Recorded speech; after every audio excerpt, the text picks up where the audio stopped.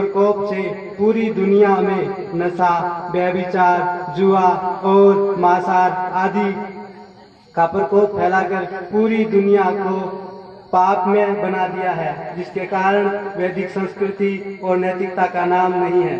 और गौरक्षा वह नैतिकता को अनियंत्रित रूप से भंग कर रही है, जिसके कारण अब प्रकृति भी अपनी प्रतिक्रिया के रूप में कोरोनासुर के रूप में अपना प्रकोप दर्शा रही है, जिसके कारण बड़े बड़े देश चीन, फ्रांस, इटली और चीन सब देश जो कि अपने आप को 30 मार का समझते हैं, अब अपने अपने घरों में, अपने अपने कमरों में भय के कारण घुस गए हैं। और भारत में जहां अध्यात्म का बोलबाला है, वहां भी पापी लोग इन कोरोनासुर के भय से अपने अपने घरों के कमरों में छुप गए हैं। आज अगर इस पृथ्वी पर कोई सुखी है तो वही जो गौरक्षा वह कृषि पर अपना ध्यान केंद्रित करते हुए और उनकी रक्षा करते हुए गौर निताय और प्रभुपाद जी और सुबक स्वामी श्री गुरु महाराज के दर्शन से अपने में आनंद में और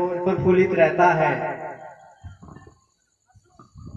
तो इस प्रकार पृथ्वी ने अपनी व्यथा ब्रह्मा जी के सामने व्यक्त की और ब्रह्मा जी पृथ्वी के साथ और शिव जी तथा अन्य देवताओं को लेकर क्षीर सागर के तट पर गए और वहां पर वे भगवान विष्णु जो क्षीर सागर में क्षीरोदकशाही विष्णु के रूप में विराजमान रहते हैं, उनकी स्तुति करने लगे। जब भी इस भौतिक संसार में किसी भी लोक में कोई कष्ट आता है तो उस लोक के सभी वासी ब्रह्मा जी के पास जाके अपना निवेदन करते हैं और ब्रह्मा जी उनके साथ श्वेत द्वीप में क्षीर सागर के तट पर जाकर भगवान नारायण से प्रार्थना करते हैं।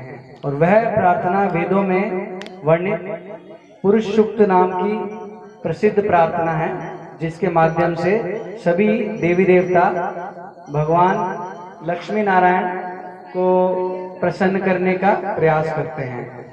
तो इस प्रकार ब्रह्मा जी, पृथ्वी देवी और सभी देवी देवताओं के साथ मिलकर क्षीर सागर के तट पर जाते हैं और भगवान विष्णु से कृपा की प्रार्थना करते हैं।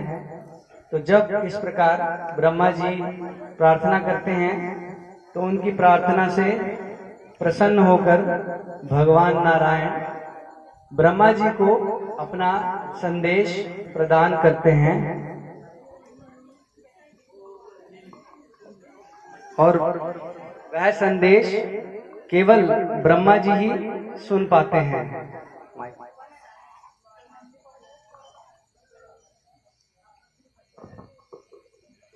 हे ब्रह्मा, हे ब्रह्मदेव, आप निश्चिंत रहिए। आप धरती पे जो दुख कष्ट है इसके निवारण हेतु मैं शीघ्र ही जदकुल में अपना अवतार लूंगा। तो मेरा ये संदेश आप सारे देवताओं को सूचित कीजिए और सभी मेरे सहायता के लिए आ जाइए जदकुल में। धन्य है प्रभु, धन्य। तो इस प्रकार ब्रह्मा जी भगवान विष्णु का आदेश प्राप्त करते हैं और सभी देवी देवताओं को भगवान का वह संदेश प्रदान करते हैं। वास्तव में वैदिक ज्ञान प्राप्त करने की यही विधि श्रीमद् भागवत में बताई गई है। तेने ब्रह्म हृदा, यानी सबसे पहले भगवान कृष्ण, भगवान नारायण भगवत ज्ञान, दिव्य ज्ञान ब्रह्मा जी के हृदय में प्रदान करते हैं और ब्रह्मा जी से वह ज्ञान परंपरा के माध्यम से हम सबको प्राप्त होता है। तो हमारा ये सौभाग्य है कि ब्रह्मा जी से ही आने वाली परंपरा में जो हमारे आचार्य हुए हैं, जिनमें श्रील प्रभुपाद जी एक आचार्य हैं, उनके माध्यम से और उनके शुद्ध प्रतिनिधियों के माध्यम से यही भगवत ज्ञान जो साक्षात भगवान ने ब्रह्मा जी को दिया वह हमारे सामने आज भी आ रहा है। हे देवी देवताओं, भगवान विष्णु ने जैसे भगवत गीता में कहा है, वैसे ही यदा यदा ही धर्मस्य ग्लानिर्भवति भारत अभ्युत्थानं धर्मस्य तदात्मानं सृजाम्यहम्। तो जब जब पृथ्वी पर धर्म की हानि होगी भगवान अवतार लेंगे। तो भगवान कृष्ण स्वयं वसुदेव जी के यहाँ अवतार लेने वाले हैं और उन्होंने सभी देवी देवताओं को आज्ञा दी है कि वो जाकर यदुकुल में जन्म ले और भगवान की लीला में सहायता करें। इसके अलावा भगवान के जो प्रथम विस्तार हैं वो बलराम जी के रूप में पहले वो भी अवतार लेंगे और योग माया भी अवतार लेकर भगवान की जो लीलाएं हैं उसमें सहायता करेगी। तो आप सभी देवी देवताओं और अपनी पत्नियों के साथ आप यदुकुल में जन्म लीजिए और भगवान जब तक असुरों का संहार नहीं कर लेते तब तक उनकी सहायता कीजिए और पृथ्वी पर तब तक रहिए।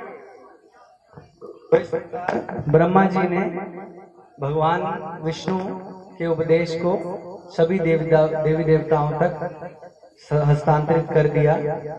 और फिर एक बार जब शूरसेन राजा मथुरा में राज कर रहे थे तो उनके राज्य में बहुत सुख समृद्धि थी। और एक बार जब शूरसेन के पुत्र वसुदेव देवक राजा की पुत्री देवकी के साथ विवाह करके उन्हें ले जा रहे थे तो देवकी के भाई कंस अपनी बहन के प्रति स्नेह के वशीभूत होकर स्वयं उनका रथ हाँकते हुए ले जा रहे थे। तो जब कंस बहुत स्नेहवश देवकी और वसुदेव को रथ में बिठाकर उनके ससुराल लेके जा रहे थे तो उस समय बहुत ही आनंद का वातावरण था। सब जगह ढोल नगाड़े बज रहे थे और बहुत ही हर्ष और उल्लास का वातावरण बना हुआ था। लेकिन अचानक आकाश से एक आकाशवाणी होती है और उस आकाशवाणी से पूरा वातावरण परिवर्तित हो जाता है। तो वो आकाशवाणी इस प्रकार थी, हे मूर्ख कंस, तू क्या करने जा रहा है? तू अपनी जिस बहन को बड़े ही स्नेह से लेकर जा रहा है उसकी 8वीं संतान ही तेरा काल बनेगी। क्या? मेरा काल? कंस को मारने वाला कोई इस पृथ्वी पे जन्म नहीं लिया अभी तक। मेरा काल बनने से पहले मैं उसका वध कर दूंगा। देखिए। रुको कंस, ये तुम क्या अनर्थ करने जा रहे हो? कंस, तुम तो कुंती भोज के पराक्रमी योद्धा हो और पूरे विश्व भर में तुम्हारा पराक्रम प्रसिद्ध है। तुम्हें ऐसा कार्य करना बिल्कुल शोभा नहीं देता। तुम अपनी मृत्यु से इतना क्यों डरते हो? मृत्यु तो इंसान के जन्म के साथ ही उसके साथ आती है। यदि कोई 25 वर्ष का है तो वो 25 वर्ष तक मर चुका है। आज या कल तुम मृत्यु से बच नहीं सकते। अगर तुम आज नहीं मरोगे तो कल मर जाओगे या 100 साल बाद मर जाओगे, पर मृत्यु से तुम भाग नहीं पाओगे। तो अपनी मृत्यु से भय करने का क्या कारण है? तुम पराक्रमी योद्धा हो और आज बहुत ही शुभ दिन है तुम्हारी बहन की के विवाह का। इसलिए कृपया अपने क्रोध पर अंकुश करो मित्र। वसुदेव, ये भाषण मुझे मत दो। अभी है ये भविष्यवाणी हुई है कि इसका पुत्र मेरे मृत्यु का कारण बनेगा। इसके जन्म से पहले ही मैं इसका वध कर दूंगा। रुको, कभी सोचा है कि ऐसा जघन्य कार्य कर कर तुम्हारे यश पर कितना बड़ा लांछन लगेगा? अरे, आकाशवाणी में कहा गया था कि देवकी का पुत्र तुम्हारा काल होगा, ना कि देवकी। तो तुम्हें देवकी से कोई खतरा नहीं है मित्र। और जहां तक बात रही पुत्रों की, तो भविष्य में कौन जानता है कि पुत्र होंगे भी या नहीं। और यदि पुत्र होए तो मैं एक एक कर कर उचित कार्रवाई के लिए उन सबको तुम्हें सौंप दूंगा। ये वसुदेव का वचन है तुम्हारे लिए।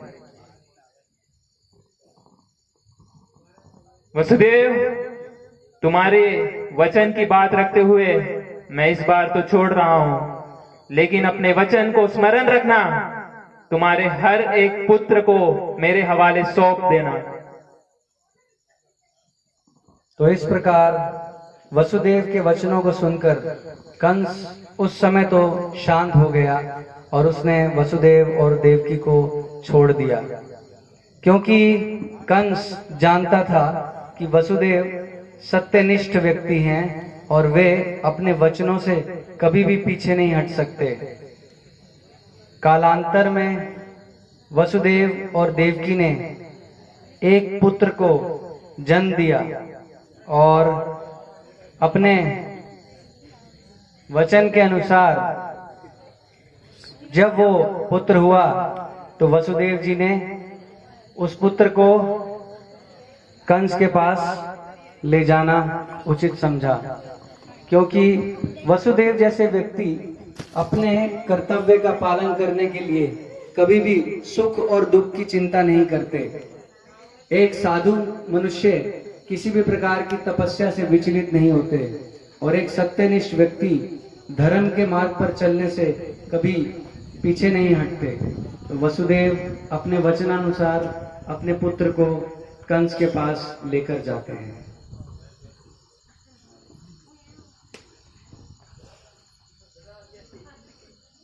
ये लो कंस, अपने वचन के अनुसार मैं अपना पहला पुत्र तुम्हारे पास ले आया हूं और इसे तुम्हें सौंपता हूं।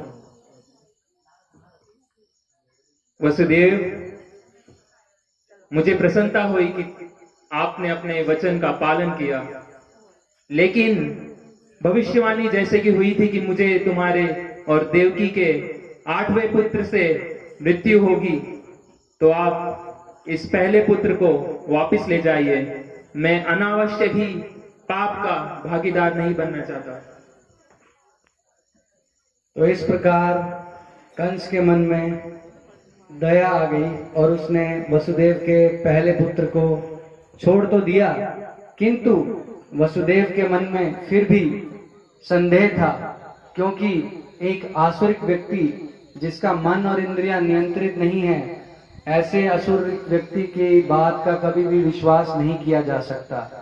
हमें वास्तव में विश्वास करना चाहिए साधु, गुरु और शास्त्र के वचन में, क्योंकि वे ही निस्वार्थ भाव से हम सब जीवों का कल्याण करने के लिए हमें वास्तविक मार्गदर्शन प्रदान करते हैं। तो जब कंस इस प्रकार दयालु हो उठा तो उसी समय नारद मुनि प्रवेश करते हैं और कंस को सूचित करते हैं कि इस कार्य से क्या भय हो सकता है। नारायण नारायण। हे कंस, ये क्या मूर्खता करने जा रहे हो तुम? तुम्हें शायद पता नहीं, ईश्वर के देवी देवताओं ने विष्णु की इच्छा पूर्ति के लिए यदुकुल में वंश में जन्म लिया है। और इस फूल को देखो, तुम्हें क्या मालूम इसकी कौन सी पंखुड़ी पहली और कौन सी 8वीं है? इसी प्रकार देवकी की कौन सी संतान पहली और कौन सी 8वीं है? इसमें 8वीं पहली और पहली 8वीं हो सकती है। बाकी समझदार को इशारा ही काफी है। मैंने जो काम करना था वो कर दिया, बाकी आपकी मर्जी। नारायण नारायण। तो इस प्रकार नारद मुनि जब कंस को संदेह दे देते हैं तो तुरंत कंस अपने आसुरिक भाव में आ जाता है और क्रोधवश वो वसुदेव और देवकी को वश बलपूर्वक बंदी बनाकर कारागार में बंद कर देता है।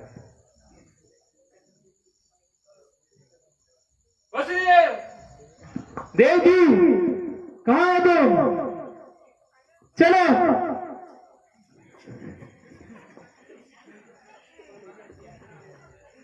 क्या हुआ कंस?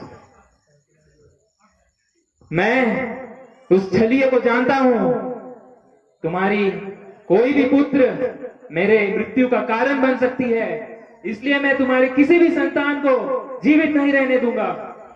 कहाँ है तुम्हारी? तो इस प्रकार वह देवकी और वसुदेव को कारागार में बंद कर देता है और देवकी और वसुदेव बहुत ही व्यथित होकर कारागार में दिन काटने लग जाते हैं।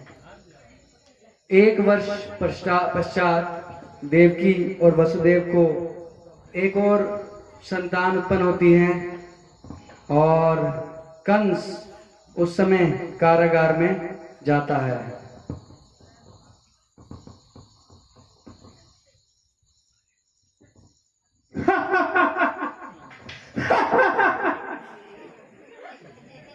क्या यही मेरे मृत्यु का कारण है? नहीं मित्र, ये तो हमारी दूसरी संतान है। तुम्हारा काल तो हमारी 8वीं संतान बनेगी ना। मैं तुम्हारी किसी भी संतान को जीवित नहीं छोड़ूंगा। देवकी, नहीं दे अपनी संतान को, मत मारो, दे। मैं आपके पैर नहीं, मेरा बच्चा तू मेरे मृत्यु का कारण बनेगा।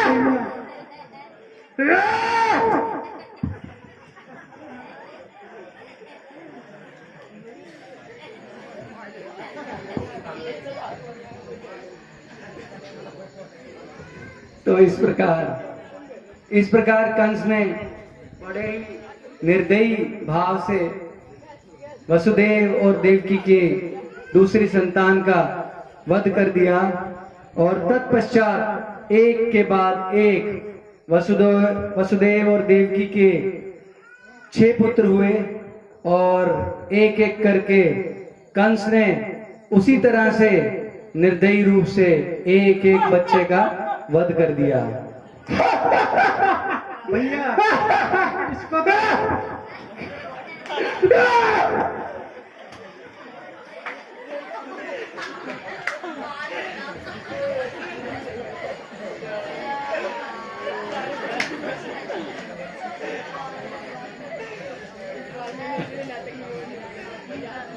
तो इस प्रकार एक के बाद एक 6 पुत्रों का निशंस वध कंस द्वारा हो गया और उसके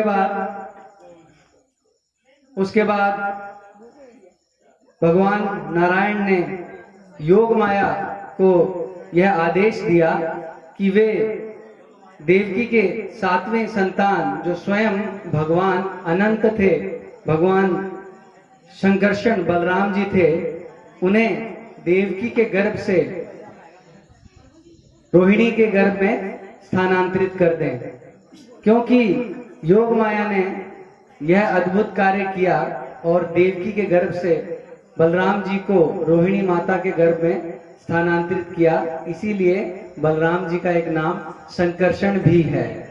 ये भगवान की अद्भुत शक्ति ही है, भौतिक संसार में ऐसा कभी नहीं हो सकता। तो जब भगवान अनंत प्रकट हुए, लेकिन वो देवकी के गर्भ से रोहिणी के गर्भ में चले गए, तो कंस को ऐसा लगा कि देवकी की 7वीं संतान गर्भ में ही वो मर गए हैं, इसलिए उसे अत्यंत आश्चर्य हुआ। लेकिन ये भगवान की दिव्य योग माया के अधीन हुआ था। और फिर भगवान अपने वचन के अनुसार, अपने योजना के अनुसार वसुदेव जी के हृदय में प्रकट होते हैं। भगवान भगवत गीता में बता रहे हैं कि जन्म कर्म च में दिव्यम, भगवान कृष्ण का जन्म और उनके सभी कर्म दिव्य हैं। भगवान साधारण मनुष्य के रूप भांति जन्म नहीं लेते हैं। वास्तव में भगवान सबसे पहले वसुदेव जी के हृदय में प्रकट हुए।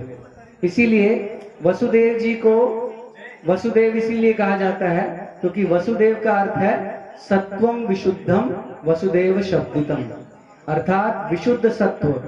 इस संसार में हम सभी रजोगुण, तमोगुण और सत्वगुण, इन 3 गुणों में बंधे हुए हैं। इन 3 गुणों के प्रभाव से हम कभी पाप करते हैं और कभी पुण्य करते हैं, और जिस कारण से हम लोग जन्म मरण के चक्र में बंधे रहते हैं। लेकिन भगवान का जन्म ऐसा नहीं है। भगवान तीनों गुणों से परे हैं, भगवान निर्गुण हैं, और वसुदेव के शुद्ध हृदय में भगवान प्रकट होते हैं, और वसुदेव के हृदय से फिर भगवान देवकी के हृदय में स्थानांतरित होते हैं, और देवकी जी के हृदय से भगवान फिर देवकी माता के गर्भ में प्रवेश करते हैं। और जब भगवान कृष्ण देवकी माता के दिव्य गर्भ में प्रवेश किए तो देवकी माता के गर्भ से दिव्य प्रकाश फैलने लगा, और उस प्रकाश को देखकर कंस यह समझ गया कि साक्षात भगवान विष्णु, भगवान नारायण ही देवकी के गर्भ में स्थान प्राप्त किए हैं। इस कारण से उसका भय बढ़ गया और वो दिन रात भयभीत होता रहा, और समय से भगवान अपनी इच्छा के अनुसार भगवान देवकी माता के गर्भ से उस कारागार में प्रकट हुए। जब भगवान प्रकट हुए तो भगवान चतुर्भुज विष्णु रूप में देवकी और वसुदेव के सामने सर्वप्रथम प्रकट हुए, अवतार ग्रहण किए। और जब वसुदेव और देवकी ने भगवान को नारायण रूप में देखा तो वे मंत्रमुग्ध हो गए भगवान के सौंदर्य को देखकर, और भगवान से की स्तुति करने लगे। हे भगवान, मैं जानता हूं कि आप ही पूर्ण पुरुषोत्तम भगवान हैं।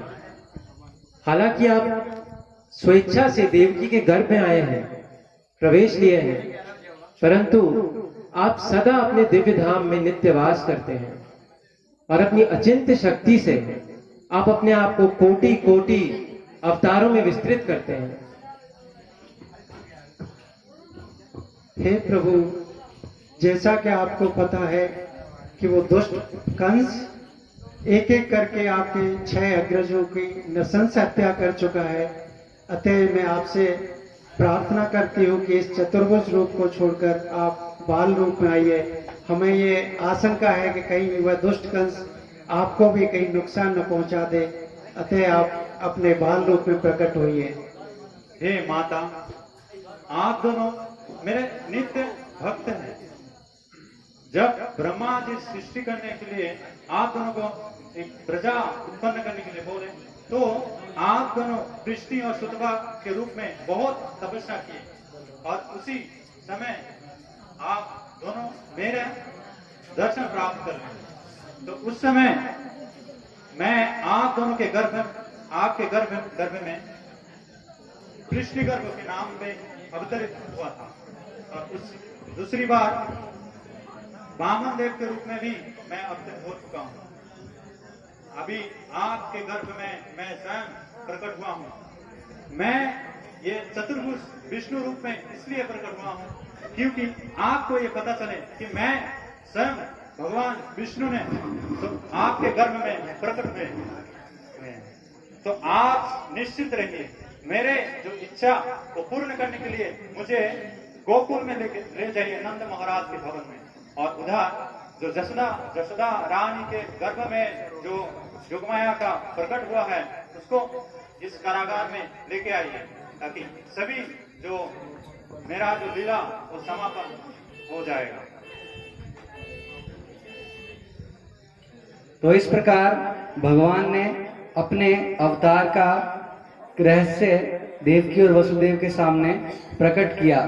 लेकिन क्योंकि देवकी माता भगवान को अपने पुत्र के रूप में प्रेम करती थी, वात्सल्य भाव में, जैसा कि भगवान से हम अलग अलग प्रकार के संबंध स्थापित कर सकते हैं, दास भाव के रूप में, सखा रूप में, वात्सल्य रूप में, माधुर्य रूप में। तो देवकी माता और वसुदेव ये भगवान को वात्सल्य रूप में प्रेम करते थे, अपने पुत्र के रूप में। तो वात्सल्यवश देवकी माता भगवान की ही सुरक्षा के लिए भयभीत रहती हैं, तो वे अपना भय भगवान के सामने प्रकट करती हैं। और फिर भगवान उनकी प्रार्थना सुन के एक छोटे शिशु कृष्ण के रूप में परिवर्तित हो जाते हैं और वसुदेव फिर उन्हें नंद भवन में गोकुल में लेके जाते हैं। जब भगवान ने उन्हें आदेश दिए तो भगवान के आदेशानुसार तो उस समय वसुदेव जी की बेड़ियां अपने आप खुल गई और कारागार के सभी द्वार अपने आप खुल गए और जितने भी द्वारपाल थे वो सभी बेहोश हो गए, वो लोग निद्रा में लीन हो गए। और उस समय वसुदेव जी कृष्ण को उठाकर यमुना पार कराते हुए नंद महाराज के भवन में गोकुल में लेके गए।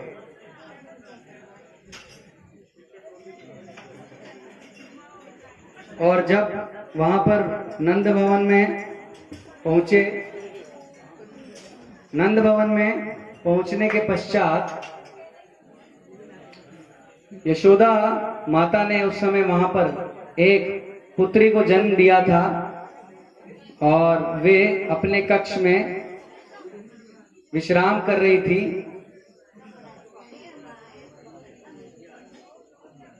तो वसुदेव जी वहां पहुंचते हैं और उस पुत्री को स्थानांतरित करके भगवान कृष्ण को यशोदा माता की गोद में रख देते हैं और उस कन्या को उठाकर फिर से वापस मथुरा में कारागार में ले जाते हैं।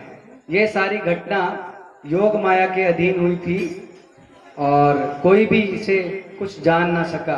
तो जब वसुदेव वापस आते हैं तो उस समय भी सभी द्वारपाल अचेत रहते हैं और किसी को कुछ पता नहीं चलता।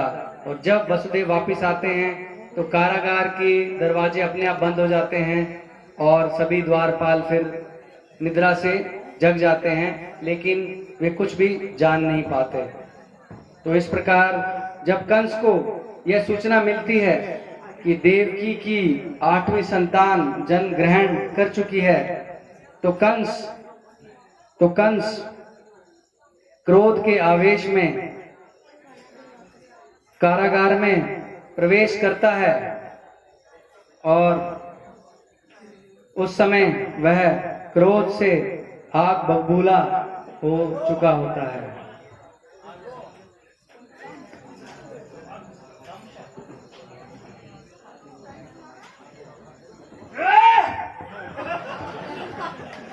कहाँ है वसुदेव? देवकी, मैंने सुना मेरे मृत्यु ने जन्म ले लिया है। नहीं भैया, ला इस पुत्र को। ऐसा नहीं है, ये तो एक कन्या है। आपको तो खतरा एक पुत्र से है, पर ये कन्या भला आपका क्या बिगाड़ेगी। मैं आपके पैर पड़ती हूँ भैया, इस कन्या को मत मारो। आप एक एक करके 7 पुत्रों को मार चुके हो, लेकिन ये कन्या आपका क्या बिगाड़ेगी। इसको मत मारो।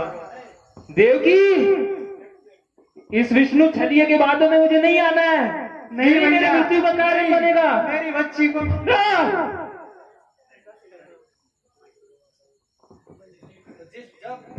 कंस उस 8वीं कन्या को मारने के लिए उद्यत हुआ तो जैसे ही उसने उस कन्या को उछालकर भूमि पर गिराने की कोशिश की तो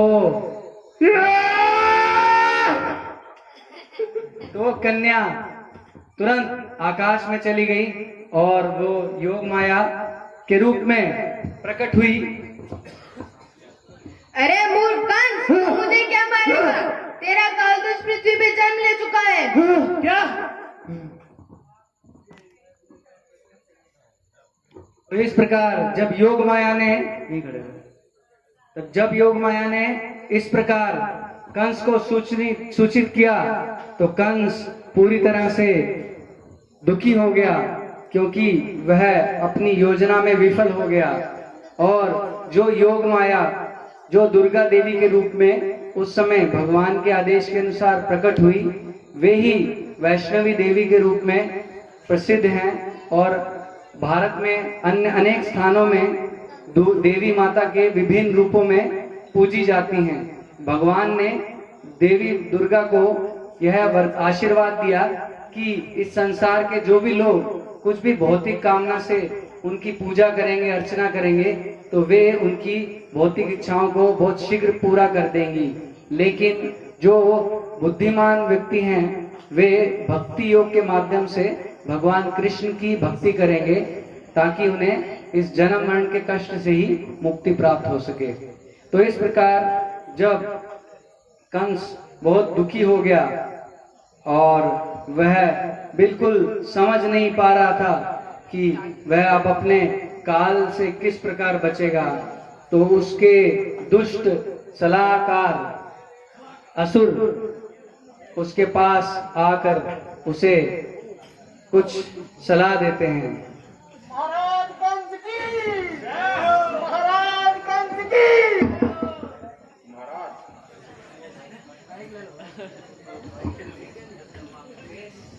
महाराज दुखी गान कर रहे हैं।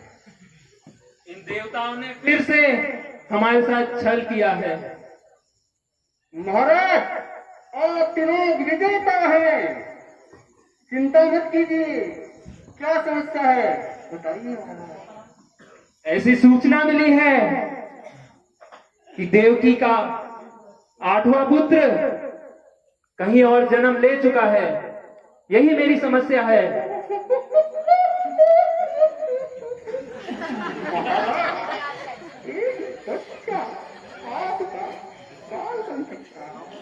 ये बात सत्य नहीं होगी महाराज। ये सत्य है मंत्री, ये सत्य है।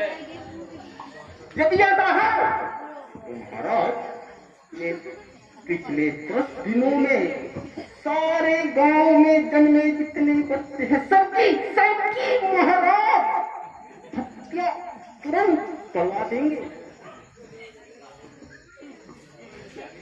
मंत्री, तुम्हारी बात मुझे सत्य लगती है, लेकिन ये काम करेगा कौन? महाराज असुरों के शासन में, असुरों के राज्य में असुरों की कमी नहीं इसमें, लेकिन फिर भी सर्वोत्तम सबसे अच्छा ये कार्य करेंगी पूतना। हाँ, पूतना मेरी बहन, वही ऐसा पापी काम कर सकती है। कहाँ है पूतना? पूतना को बुलाया जाए। पूतना हाजिर हो।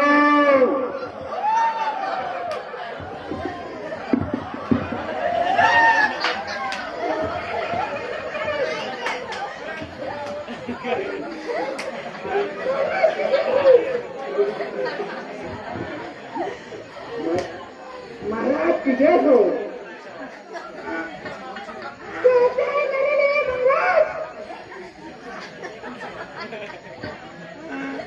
पूतना, बड़े दुख की बात है कि मेरे काल ने मुझे धोखा देकर कहीं और पर जन्म ले लिया है। तो तुम तो पिशाचनी हो। तुम्हें पिछले 10 दिन में जितने भी बच्चे वृंदावन में जन्मे हैं उन सबको मृत्यु के घाट उतारना है।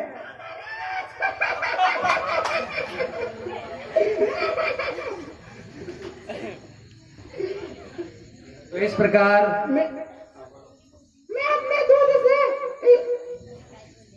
आपके काल का वध कर दूंगी महाराज, चिंता ना कीजिए। तो इस प्रकार पूतना कंस को आश्वासन देती है कि वह निश्चित रूप से उसके काल का वध कर देगी। तो इस प्रकार पूतना बहुत निर्दयता से वहां के सभी बच्चों को मार देती है और अंत में वह अपनी तांत्रिक शक्ति से यह जान लेती है,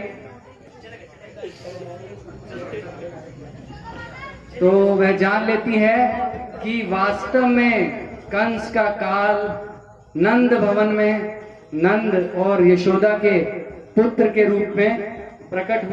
तो यशोदा माता जब कृष्ण को खिला रही होती हैं, उनका बहुत स्नेह भाव से सब प्रकार से देख रेख कर रही होती हैं, तो नंद भवन में उस समय पूतना वृंदावन में एक सुंदरी देवी के रूप में प्रवेश करती हैं। जरूर ये स्वर्ग की अप्सरा यहाँ पर आई है। इतनी सुंदर स्त्री पहले तो कभी इस ब्रजमंडल में देखी नहीं है। आज पहली बार इतनी सुंदर स्त्री को हम देख रहे हैं। जरूर ये या तो स्वर्ग की अप्सरा है या हो सकता है ये साक्षात लक्ष्मी यहाँ पर अवतरित हुई है और उस नंद के लाला को दर्शन देने आई होंगी।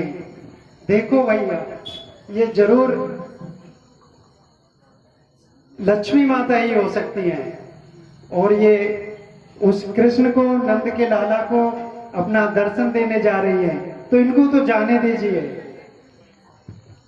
तो इस प्रकार सब ब्रजवासी ये समझ नहीं पाए कि पूतना कौन है, क्योंकि उसने अपने आप को एक सुंदर देवी के रूप में परिवर्तित कर लिया था। और जब पूतना अंत में नंद भवन में पहुंचती है, तो यशोदा माता भी उन्हें देखकर आश्चर्यचकित हो जाती हैं और वे यह सोचती हैं कि साक्षात लक्ष्मी देवी ही उनके पुत्र कृष्ण को आशीर्वाद देने के लिए नंद भवन में आई हैं।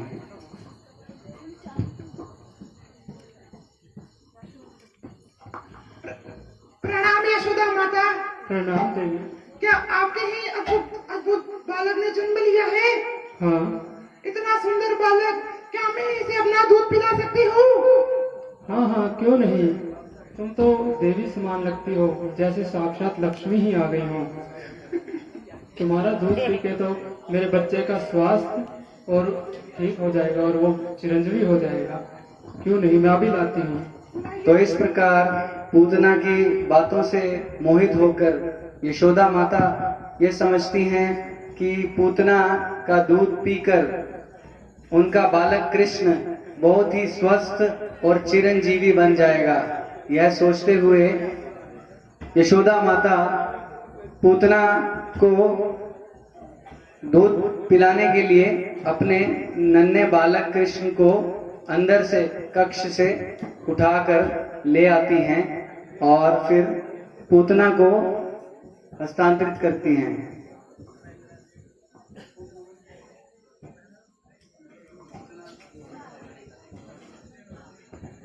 तो जब माता यशोदा कृष्ण को लेकर आ रही थी, तो उस समय पूतना पूरी तरह से यह तैयारी कर रही थी किस प्रकार वह अपने दूध के रूप में कृष्ण को बहुत ही कालकूट विष पिलाएगी, जिसे पीकर कोई भी छोटा बच्चा तुरंत ही मृत्यु को प्राप्त कर सकता है। तो इस योजना से कृष्ण को पूतना उठाती है और उसे दूध पिलाने के माध्यम से विष पिलाने की कोशिश करती है। अपने लाला को मुझे दे दो, मैं अपना दूध पिलाऊंगी उसे और अमर बना दूंगी उसको। लो देवी लो। तो जब पूतना अपनी इस दुष्ट हरकत से कृष्ण को दूध के स्थान पर विष पिलाने का प्रयास करती है, तो वह कृष्ण, क्योंकि कृष्ण साक्षात भगवान है, इसलिए कृष्ण उसके दूध के साथ उसके प्राण भी हर लेते हैं और पूतना व्यथित हो जाती है और चिल्लाने लगती है।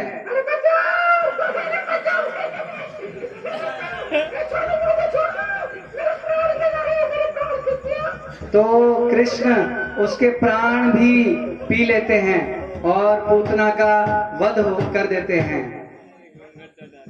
तो यह एक घटना ऐसी है भगवान की लीला में कि यद्यपि पूतना एक आसुरिक थी और वह भगवान को मारने के भाव से आई थी, लेकिन भगवान इतने दयालु हैं कि वे पूतना की उस आसुरिक भाव को नहीं देखे, बल्कि पूतना की सेवा को ही स्वीकार किए और उसे वही गति प्रदान किए जो देवकी माता और यशोदा माता को प्राप्त हुई। उसे भी दिव्य आध्यात्मिक वैकुंठ जगत में माता का ही स्थान प्रदान किए। इसीलिए श्रीमद् भागवत में यह स्तुति की गई है कि अहो बकीयम स्तन कालकूटम, कि वह जो आसुरी राक्षसी जो कालकूट विष धारण करके आई थी कृष्ण को मारने के लिए, भगवान कृष्ण इतने दयालु हैं कि उन्होंने उस असुर स्त्री को भी मातृगति प्रदान कर दी, अपनी माता का सम्मान प्रदान किया, वही गति प्रदान की। तो ऐसे दयालु भगवान की शरण कौन नहीं लेगा। इसका मतलब यह है कि जब कोई असुर भाव से भी भगवान की शरण में आता है तो भगवान उसका भी उद्धार कर देते हैं। तो अगर हम प्रेम भाव से, श्रद्धा भाव से भगवान की भक्ति करेंगे, भगवान का नाम कीर्तन करेंगे, भगवान की कथा को श्रवण करेंगे, तो क्यों नहीं भगवान हमारा उद्धार करेंगे। हरे कृष्णा हरे कृष्णा कृष्णा कृष्णा हरे हरे हरे राम राम राम हरे हरे। तो ये हरे कृष्ण महामंत्र एक प्रार्थना है कि हम भगवान से ये प्रार्थना करें कि हे राधा रानी, हे कृष्ण, हे राम, कृपया आप हमें अपनी सेवा में लगाइए ताकि हम माया की सेवा ना करें। तो यदि हम हार्दिक भाव से हरि नाम जप करें, भगवान की कथा लीला में अपने मन को लगाएं और भगवान के शुद्ध भक्त श्रील प्रभुपाद जी और उनके प्रामाणिक प्रतिनिधियों उसके श्रीमुख से भगवान की कथा, भगवान की लीला, भगवान के गुणों का श्रवण करें, तो निश्चित रूप से हमें भगवान की शुद्ध भक्ति प्राप्त होगी। हरे कृष्णा।